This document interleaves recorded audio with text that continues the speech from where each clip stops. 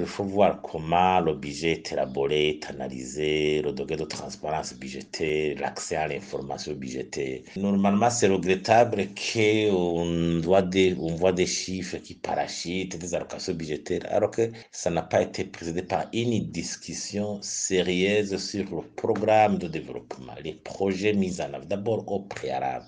Parce qu'on a des documents de référence, en l'occurrence, le plan national de développement. Encore plus au niveau de la transparence budgétaire.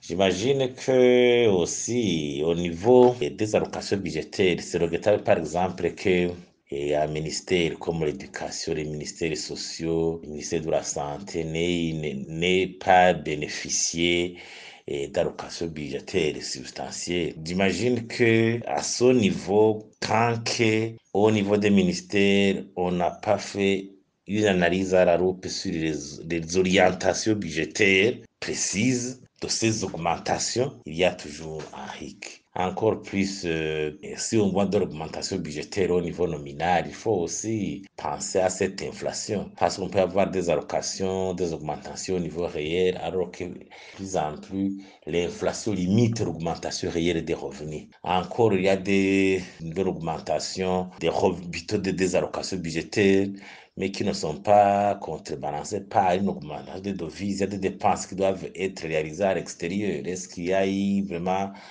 une stratégie de mobilisation des devises nécessaire? Parce que le budget national, ce sont les francs. Mais le Burundi garde une carence substantielle de devises.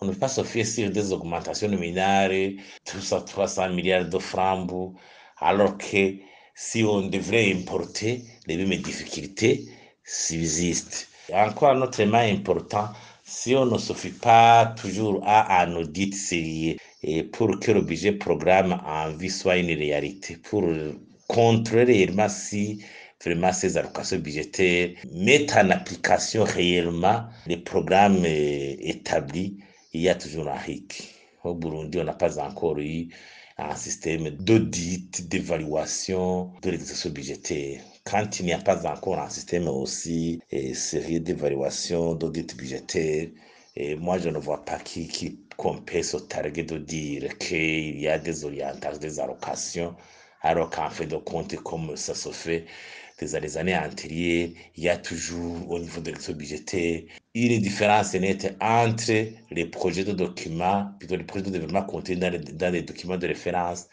et les dépenses réalisées au niveau de l'exécution budgétaire. Donc, un changement doit être visible, mais même si on a parlé du budget programme cette année, au niveau de la préparation budgétaire, on ne voit pas un changement. Peut-être au niveau de l'exécution, on pourra suivre.